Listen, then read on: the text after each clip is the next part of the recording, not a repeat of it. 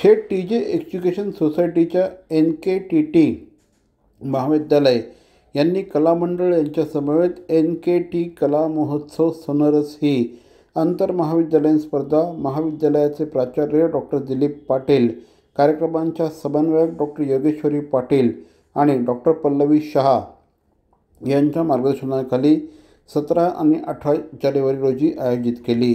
आज NKT कला महोत्सव सोनरस ही आंतरमहाविद्यालयीन स्पर्धेचा उद्घाटन समारंभ प्रमुख पाहुणे विजय वासुदेव अमीन यांच्या हस्ते करण्यात आला।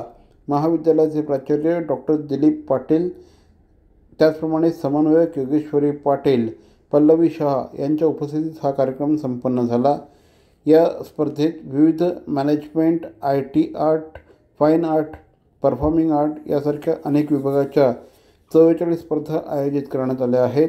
सदर स्पर्धेत 450 विद्यार्थ्यांनी सहभाग घेतला आहे। NKT महाविद्यालयाचा हा जो कला महोत्सव आहे सोनरस, हा महोत्सव विद्यार्थ्यांच्या कलागुणांना वाव देणारा, त्याच्यामध्ये नेतृत्व कला असेल किंवा इतर कुठल्याही प्रकारच्या त्यांच्या कला ज्या असतात त्यांना डायरेक्शन देणारा असा हा फेस्टिवल आहे।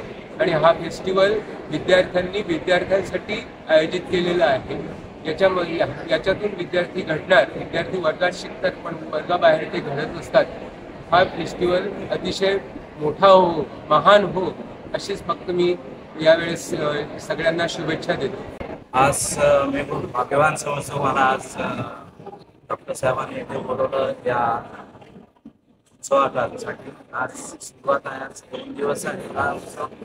मला खरंच माझ्या कॉलेजची आठवण आली आणि त्या उत्सवाची खास गोष्ट अशी आहे की हे सगळं स्टुडंट्सनी अरेंज केलेलं आहे। म्हणजे मी काल वाचलं की कोण काय आणि कोण काय करणार आणि काय, तर त्यांनी सांगितलं की 1 दिवस जसं आपण टीचर्स डे शाळेत करायचं तसं पण वेगळं इथे आज आम्हाला इथे बसवत आहे, पण मुलांनी सगळं काम सुंदर केले आणि हा माझे खूप शुभेच्छा आहेत या उत्सवासाठी। हा कला महोत्सव असाच पुढे जावं। ठाणे शहरातील भवानी ज्वेलर्सची प्रति ग्रॅम केवळ 250 रुपयांची घडणावळ सोने, चांदी, हिरे आणि प्लॅटिनमच्या आधुनिक आणि पारंपरिक दागिन्यांचं विश्वासार्ह दालन Bhavani jewellers, ice factory, Talao Pali, station road, Thane आणि कल्याण लाल चौक येथेही भवानी ज्वेलर्स।